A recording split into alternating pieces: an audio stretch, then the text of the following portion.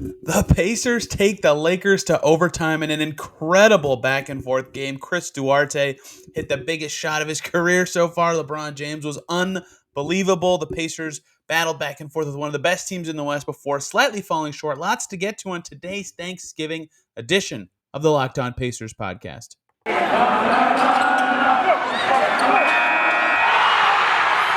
You are Locked On Pacers, your daily Indiana Pacers podcast. Part of the Locked On Podcast Network, your team every day.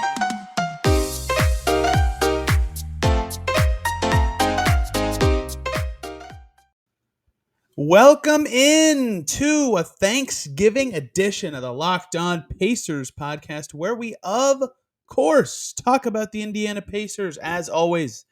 My name's Tony East. I cover the team for Forbes and the West Side Community News. And today, wow, oh wow, do we have a lot to get to after the Pacers, what I consider to be the most fun game of the year for fans of the team. Certainly not the most fun game of the year. Pacers lose in overtime to the Lakers in a back and forth battle in overtime against LeBron, kicking the Pacers' butt like he did in the playoffs a few years ago, like he has so many times in his career. Chris Duarte had so many excellent moments. This game featured a lot of the successes and failures we've seen from the Pacers so often throughout the season. And I know people and fans are disappointed after a loss, and some things were very frustrating in that game if you're a fan of the team. But this is one of those games that just makes me remember why I love basketball so much. Just the no breaks in the action, back and forth chess match without, a stoppage, and both teams can score and respond at any time. And I know it felt like in the moment, it was like there were helpless times and for both teams. And, there were times in the balance where it felt like both teams are going to win. And it was just an awesome, awesome game. The Lakers ended up pulling it out 124-116 for those who missed it in overtime. 12-4 overtime, complete dominance in overtime from LeBron James. One of the best to ever do it. He was just ridiculous. He had 8 points in overtime alone and 2 threes that are just, so you can quibble with the Pacers' coverage in overtime and on these shots.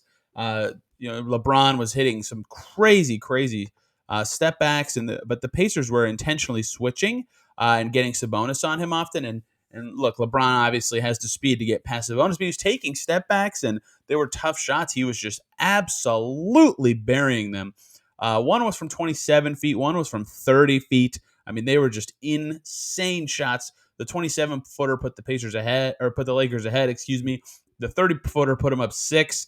Pacers never got closer than 4 from that point on. So excellent overtime from LeBron. And he just had a crazy game in general. Most points of the season for him as he comes off the suspension after getting suspended for his role in the altercation with Isaiah Stewart in Detroit. 39 points, 5 rebounds, 6 assists. He absolutely carried the Lakers offense. I mean, they had some other guys score. Westbrook had 20, almost half of which came from the free throw line, and Malik Monk hit some huge threes, and Wayne Ellington hit some huge threes. But in general, it was mostly LeBron doing all of the legwork scoring wise for this Lakers team. He nearly had a third of their points. I mean, he was burying everything from all over the court. The Pacers had no answer, and that was kind of expected. They've struggled with these bigger wing types so much in the last couple seasons. By the way, I should have said this earlier. If you're noticing some audio quality or background changes, depending where you're listening or watching, I am traveling. So I'm not at home, and I do have my travel mic with me. But anyway, there's just the Pacers have no answers. Anyway, I get why they were switching, trying to make him, not be able to just drive around screens and make plays that way. But when he's hitting step back threes like that, he had 5 threes in this game. He had a third of the Lakers threes, and they shot 40% from 3. Not a great shooting team hitting 40%. When he's hitting shots like that, he just becomes so impossible to guard, and it was an incredible performance from him. On the flip side, for the Pacers, they shot very poorly from 3. 46 attempts, most of which were very good. They only hit 13. Brogdon hit half of his. He looked pretty good. But everyone else really struggled from deep. And on the Pacers side specifically, they had the balance. If you look at their scoring, 7 guys in double figures, 10 from McConnell, 17 from Duarte, and all 5 starters all reached double figures, but it didn't feel that way throughout the game. I talked about how balance is so key for this team after Monday's show, and they beat the Bulls, or on Tuesday's show after they beat the Bulls, and in this game, that was not there. The shot distribution doesn't make a lot of sense. Justin Holiday got the open threes. You can't quibble when he's taking 12 threes. They're usually open, but he took 15 shots. Sabonis only took 9. Brogdon takes 21. I talked about the stat of the Pacers record when guys shoot over 20 times. This game went to overtime, so there are, of course, skewed total numbers. That isn't a very indicative number to describe this team. Duarte taking 18, so not the best balance of shots for this team in this game that kind of got away from them. But, LeBron was the story for the Lakers. For the Pacers, the story is simple. We'll get to the Pacers team stats and play in a moment. But the story for the Pacers is Chris Duarte. And it was great to see him have another game like he had so often early in the season. And his stats weren't awesome, right? 7 for 18 from the field, 17 points. It is what it is. -7. His minutes didn't actually go that well. But the biggest shot of his career by a mile. 5 seconds left in the corner, completely clamped by Avery Bradley to the point that Justin Holiday thought he got fouled. Chris Duarte thought he got fouled. Honestly, he might have gotten fouled. My angle from where I was sitting was very poor to see it. Replay is sus on the no call, but close enough, whatever. But he just rises up with just a few seconds left, Pacers down 3, and just drills a corner 3. It was an insane shot. It was so difficult. The Lakers defense was so good on that possession. The Pacers got the ball with 22.6 to go, right? So they were running out of time to get a shot. The Lakers knew they could just stay home on their guys and make whatever shot the Pacers took just insanely tough. And Brogdon got cut off on the baseline. Duarte was his bailout. Duarte had nowhere to go because Avery Bradley had him pinned in the corner, and he just flung it up, somehow got it to go. It blew the roof off of Gainbridge Fieldhouse. It was such an unbelievable shot, and LeBron could not hit his buzzer beater. We go to overtime. And Duarte in overtime, he's feeling confident. He's got his pull-up working a little bit, right? He was already up to, I think, 15 points at that point. Maybe he had all 17. He didn't score an OT, so he had all 17 at that point. Absolutely feeling it. Took a few tough pull-up threes in overtime, and 1 or 2 of them weren't great, but they were all pretty decent in a row. But he took 4 threes in overtime, did not make any of them. They could have changed the game, and you can't fault him for taking them when they're kind of open with the way the Lakers were covering him, and when he hits a buzzer beater like that. And as an organization and as a fan, he's kind of the guy, given his clutch play, that you kind of want to be taking these and developing, his pull-up game, his clutch game, his moments like that. Maybe, in fact, in retrospect, the Pacers lost. They probably could have worked it around a little more and ironed out some kinks on that late-game offense. But you absolutely cannot fault the Pacers for allowing Duarte to shoot those, especially, since he owned the moment at the end of the game. It was just such an unbelievable shot. And I know he had the big 3 against the Heat that felt like his moment so far, but this one being as close to a buzzer beater as you can get against the Lakers, against 2 guys like LeBron, like Russell Westbrook, like Carmelo, who are legends of the game. I mean, it was unbelievable for him. What a moment. And then after the game, huge praise from Lakers players for Duarte. First, LeBron saying, quote, "He's a rookie in the sense of he just got drafted, but the kid is obviously beyond his years in his experience. We had the 22nd pick this year in the draft, and we worked him out this year at our facility, and he didn't miss a shot. I was like, no way in hell are we getting this kid?" And then he laughed. He said, "He's big time, very poised, hit a great shot, just plays like the 24-year-old young man that he is." He's 24, right? That makes sense. Indy got a good one, so high praise from LeBron. Russell Westbrook said he's a hell of a player. He's going to be a big-time scorer in this league, and that was a tough shot he hit. I'm very impressed with how he was able to shot make, and he made some big shots. And Carmelo Anthony, per Duarte, in his own post-game media, went up to Duarte after the game and told him that he thought he was talented. We heard from Kevin Durant earlier this week, his praise for Duarte. I mean, that's a lot of good names to have praise coming your way from if you're Chris Duarte. So absolutely insane shot, the moment of his career for me so far. And it was nice to see him have this kind of game. I'll talk more about Duarte later. But his shoulder injuries kind of derailed the momentum he had really early in the season. This was his first game over 11 points since the 7th against the Kings, when he actually hurt the shoulder, ironically. So this was his best game since the injury. It was awesome to see him step up in that way. But I mean, when the game felt like the Pacers had a couple chances at this, and I'll talk about game flow momentarily, LeBron just took over. And it was fun to see LeBron versus Duarte become a thing that happened, and the Pacers just didn't get enough from other guys. Their overtime wasn't good enough. Their defense on LeBron wasn't good enough strategically. Maybe more Torrey Craig, maybe more Miles, but they didn't have a lot of answers. When he's playing like that, it's not a sub thing. It's not a coaching thing. It's not a personnel thing. No one lacks the skills to cause the Pacers to lose a game like this. LeBron James is just that good sometimes. He's one of the 5 guys in the league that, 5-ish, just an estimated number, where there's nothing you can do. He was that good down the stretch. that good at times in this game.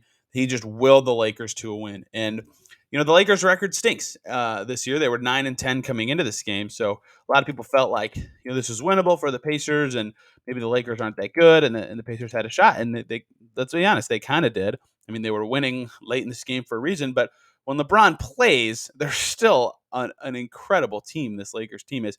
That was his 9th game of the season. They have won 4, 5. They're now 6-4 when he plays. Yes, sorry, he's played 9 games now after that, so they're 6-3 when he plays now. So they're still very good with LeBron playing, and they showed why in this game because he is unbelievable. And Chris Duarte saved the Pacers. But let's talk about the game flow. Some of the Pacers stuff we kind of learned from this game, or old trends that I harp on too much, or stuff the Pacers need to potentially look at going forward. Hey guys, one break here so I can talk to you guys about 2 great groups of people. First up, the good folks over at TrueBill, because did you know why free trials renew without your consent? It's a business scam out to get you. Don't let greedy corporations pocket your money. Download TrueBill to take control of your subscriptions. TrueBill is the new app that helps you identify and stop paying for subscriptions you don't need, want, or simply forgot about. On average, people save up to $720 per year with TrueBill, because companies make subscriptions hard to cancel. TrueBill makes it simple. Just link your accounts, and TrueBill will cancel your unwanted subscriptions in one tap. And your TrueBill concierge is there when you need them to cancel unwanted subscriptions, so you don't have to. They have over 2 million users and have helped them save over $100 million. Don't fall for subscription scams. Start canceling today at TrueBill.com/LockedOnNBA. Go right now. TrueBill.com/LockedOnNBA could save you thousands a year. TrueBill.com/LockedOnNBA. And of course, let's also talk about the good folks over at Built Bar, because Thanksgiving is coming up. I love Thanksgiving. Lots of good food, lots of good treats. They're everywhere. It's also the perfect time for Built Bars, the new holiday dessert. They're delicious. They have flavors that taste just like your favorite Thanksgiving desserts, and you can feel good about it because they're way healthier. One slice of pie, ton of calories, over 300 on the low end. Most Built Bars, only 130, only 4 grams of sugar, plenty of protein. They're all low calorie, all low carb, all low fat, but high in protein, covered in 100% real chocolate. And again, as many Locked On Pacers listeners can attest, they're delicious. Replace that coconut cream pie with a coconut Built Bar, raspberry Built Bar instead of raspberry pie. There's tons of options if you're hungry. You can share them with your family at gatherings. They'll all love them too. Nothing like a nice Built Bar. And they have a Black Friday deal coming up, so look out for that coming Friday. It's going to be awesome. Go to Built.com right now. Place your order. Use the promo code LOCKED15, and you'll get 15% off your order. That promo code is LOCKED15, LOCKED15, for 15% off at Built.com. So I talked about game flow, and this is going to be a weird comparison because the Lakers are actually good, but this game actually reminded me a lot of the game against the Pistons, ironically. If you remember that Pistons game that happened last week, the Pacers jumped all over them at the start of the fourth quarter. I think they were up 6 with about 10:30 to go in the fourth, and then the Pistons just slowly chipped at it, came back, and ended up winning. This game was very close to start the fourth. The Pacers were up by 2. A minute and a half into the fourth, they were up by 9. They scored a bunch right at the beginning. LeVert hit a shot. Brogdon hit a shot. Torrey Craig hit a shot. And they went up big. And I kind of got that feeling right away, like, wow, this reminds me of the Pistons game, this run of the timing, because from that point on, you could kind of feel the Pacers feel the balance of the game shift and change. Carmelo scores right after that, and the Lakers are just slowly climbing back. And as the Pacers feel more helpless, they settle a little more, they try to force a little more, they get out of their game, they stop trying to control the pace, something they've been harping on quite a bit recently is something that helps them win games, and they start playing just a little differently. And in this one, it wasn't as bad as the Pistons game in the way that they let it get away from them and play differently, and they had some better looks this time than, again, that game. But it had that feel to me where the flow just went away from them and all towards the other team. And the most they got the lead to, with about 5 minutes to go, LeBron hits 2 free throws and gets it to a 2-point game. The Pacers fell behind right after. They never got a big lead from that point on. In fact, they didn't really get a lead at all. They had to chip at it and to tie it up right at the end. But they were up. They were up as many as 6. Like right before that, they're up 5 with 6:26 to go. So just a game where they probably felt like they should have it. They were dominant up in the first half for a while, and there was a nice Lakers run in the second quarter. Pacers had a dry spell again, and the infamous third quarter spell, only 18 points for them. That was another chance for the Lakers to make a run, and they sort of did. So there were opportunities for the Pacers to do better in this game. They were winning in the fourth quarter for a reason. But they were never winning in OT. The flow was just, once the Lakers figured it out, and that was LeBron. A big change for the Lakers in this game was they took out their centers, right? DeAndre Jordan and Dwight they have a place in the NBA, I suppose, but they were not doing anything in this game. Lakers -5 with DeAndre in the game, -3 with Dwight in the game. They said, screw it. LeBron at center or whoever the nominal center was in those lineups. It doesn't effectively matter. But they said, we're going with Melo at center, whoever you want to say, and we're going to beat the Pacers that way. That was their strategy down the stretch that really turned this game. It got more spacing and ball movement and just general effectiveness on the floor for this team. Carmelo was pretty good. He hit 2 big threes in the first half of this game. I guess his shooting percentages don't bear out to say that he was good, but it felt like he was better in this game than his stats suggest. So that lineup was really good for the Lakers, and they still had enough strength and power in their veterans to defend guys like Sabonis, and it was hard to get Turner in the game in those moments. You felt like you needed the offense to keep up with that group. So game flow wise, it felt like that Pistons game where it just, even though they were up in the fourth, it felt like they were playing a little worse and out of their pace. And that's something that they've talked about so much as being important recently. I just wrote a piece about it. I completely forgot to share it on the internet for some reason, but how pace is so important to this team and controlling it and making sure you're not calling too many plays and you're running off of misses, but you're still moving it and playing free. They got out of that. And you can kind of feel it with this team in a way that with past teams, you couldn't really feel the right pace or it was varied. With this team, you can feel when they're playing the right way. And in that fourth quarter, it did not feel that way. Specific player-wise, I talked about Duarte a lot at the start of last segment. Brogdon was really good. I thought one of his best games statistically. He had half his threes. He had 28 points and 7 rebounds. He was really controlling stuff for this team, knocking down his shots, finding holes in the Lakers zone when they went to that. He was really good, and no one else stood out to me as having like a stellar game or anything like that. Now, Sabonis, he was getting involved in the ways that he gets involved when he can't score, right? He got a lot of those little doinky handoffs or actions from the elbow and stuff, but the zone really made it hard for him to get the shots that he's good at. He was dominating the offensive glass to get some of his looks and assists, but he couldn't quite find the crevices to score or to be a menace with two centers who aren't quite as strong or powerful as him. So he had a really nice game, 14, 12, and 6 for him, but couldn't quite get the Pacers going in ways that he was able to, say, against the Bulls or the Pelicans because, the Lakers were in zone and the cutting wasn't as crisp from the Pacers in this one. So he couldn't find those kind of passes. A lot of his assists were he gave the ball to the handoff guy or the three-point shooter. Just a couple, actually, of his assists were that. But, not quite the power punch Sabonis game you want against a star-studded team like this Lakers team. He was still very good. I think he was the second or third best pacer in this game, but just not quite enough from him. Outside of those two guys, I've talked about this problem several times. None of the role guys stepped up in the way you need, and Duarte kind of did, and that got them to the overtime period. But they just needed, again, one guy to just put his stamp on this game and say, yeah, I'm a good player. I'm going to help us get over the line. And LeVert looked like it might be him for moments in the first quarter.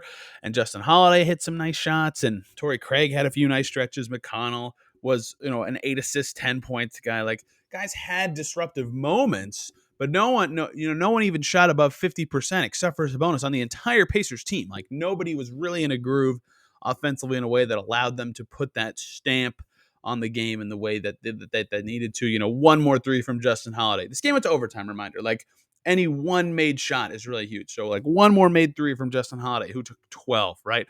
One more made shot from Miles Turner, who was 1 for 6 from deep. LeVert shoots 5 of 13, right? Torrey Craig shoots 33%. Keelan Martin goes 1 for 4. He only played 9 minutes, and that's fine. He's the last guy on the rotation, but they just needed one guy to really put their stamp on this game offensively, and no one could quite do it. The Turner was still solid defensively. In fact, he was a +1 in 36 minutes, right? So those minutes still made the Lakers struggle and find shots from harder areas, but that they just couldn't get the role player stuff going on. And something else that happened is the zone. The Pacers really like these paint touches and stuff that makes the defense kind of bend and warp. And they've had successful sets against zone often this season, whether that's someone, they have this set where they split the two guys at the top of the key and create baskets that way, or get cutters to move that way, or just make guys move, or they get Sabonis to be the fulcrum, at the free throw line or the elbows. People who have played or coached before know about how important that area is against a zone, or they get a guy in the dunker spot, whatever. They've had little ways that they've had success against zone this season. It didn't feel like they ever really got into that. The Lakers weren't in the zone a ton, but they were certainly for portions of the game that threw off the Pacers' groove. They couldn't get the paint touches that they needed to really make this game as effective as they could, because they actually solved some of the problems they have in other games that kind of kill them, right? They only had 11 turnovers. That was good. They got to the free throw line for 24 attempts. Like, that's much higher than they normally do, but they couldn't quite get the looks and the quality of looks that they needed to win. Only 28% from deep, 46 three-point attempts, and most of them were okay, but a lot of forced ones from Duarte, a few forced ones from other guys as well. That's a low percentage. If that's one make higher, they win the game, right?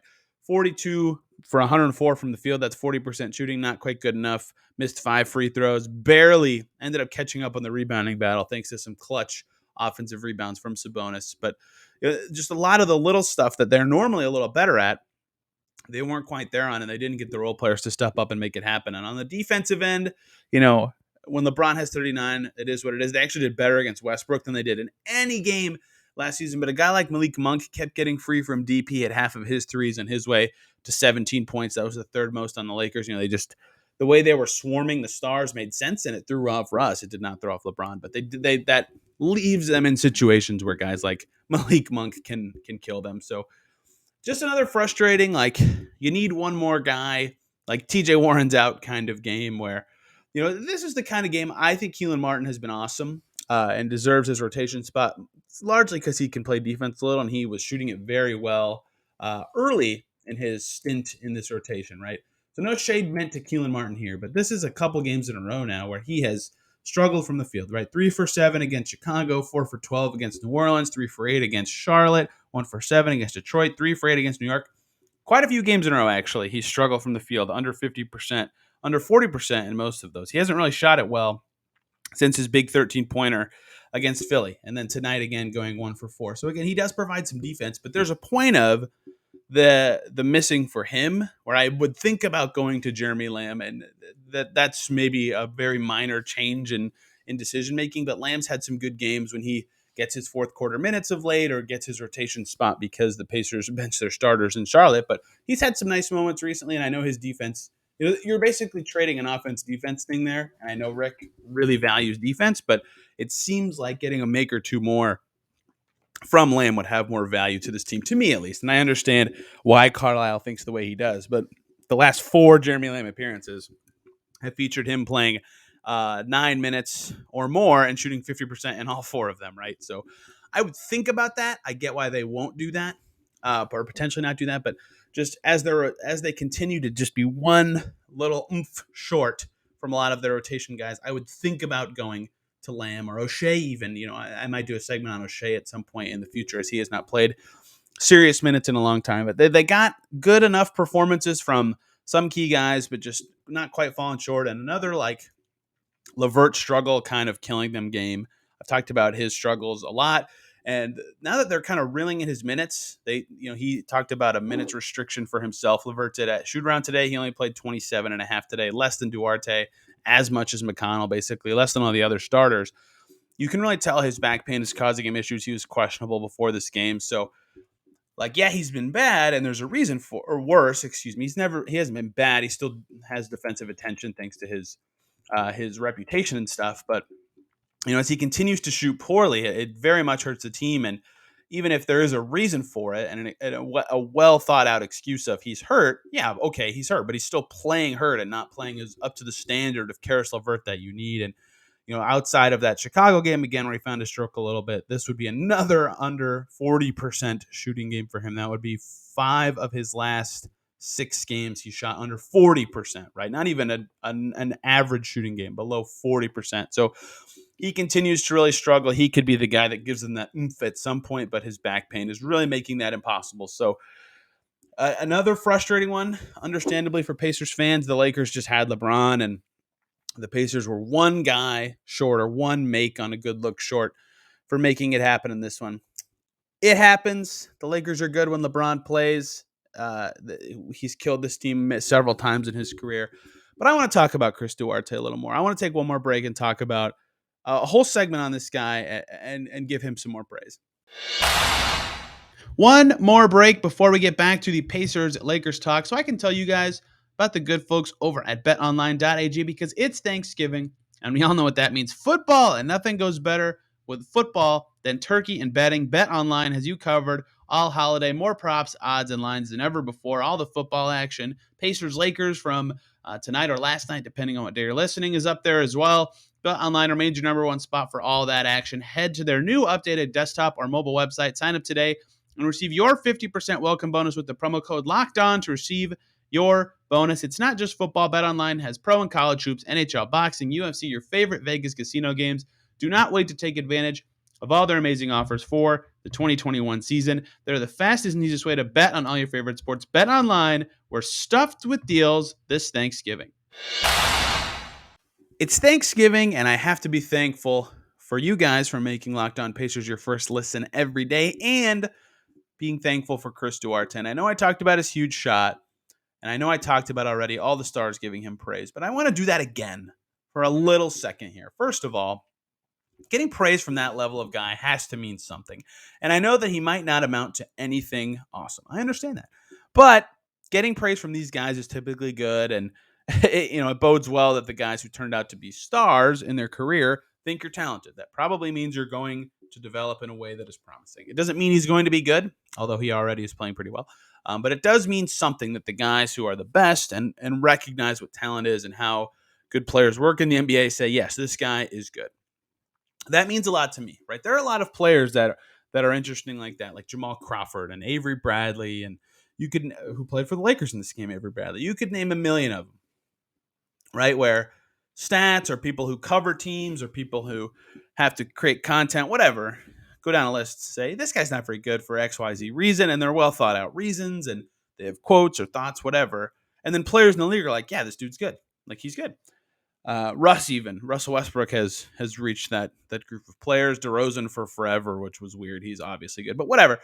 There are guys who the reputation they have in the league and amongst NBA peers is very high, and their level of performance is not necessarily very high. But it still matters quite a lot to have that reputation, both for how actually good you are, for how other players perceive you, for how much they can help your team. That's still very important. So that is super cool for Duarte and very meaningful that he's drawing the respect of those guys around the league, and I think that bodes well for his career. He certainly thought it was cool to be playing against LeBron in this game, he said, in his post-game media session. And I don't know this, but he was off the injury report against Chicago, and he was once again off the injury report today against the Lakers. And for you guys, that means nothing. But for me, that does mean something because he's not questionable anymore. That means his pain is probably less. And I know he's not 100%. He's dealing with some shoulder pain still. He was at times holding it in Chicago. I think I saw once or twice. And he shot a little bit poorly in that game. But this game was the most free he's looked and like least hesitant to shoot he's looked since the injury started in Sacramento, right? He played a bunch of minutes in Utah, shot 14 times, which is a lot, but even more today in fewer minutes. And again, some of them, like I said, in OT especially, you'd like to reel him in and go, hey, you're a rookie. And I've talked for a while about how eventually he'll have a game where he shoots way too much, and he hasn't earned it. But in this game he had, and he shot 17 times, and I think that's important. That's the most shots he's taken in a game since the Pacers played Brooklyn. This is the most points he's had in a game since that Sacramento game when the shoulder injury popped up. This is perhaps a sign that his shoulder is getting better to the point that we might see more Duarte minutes like this. And another factor, something I already mentioned, LeVert, if he's on this minutes restriction, is they make sure his back is better and he's playing more upright. It's very obvious at times, especially if you watch LeVert on defense. He's still engaged. He actually has been better on D this year than I think the perception of Karis LeVert is, but he's very upright.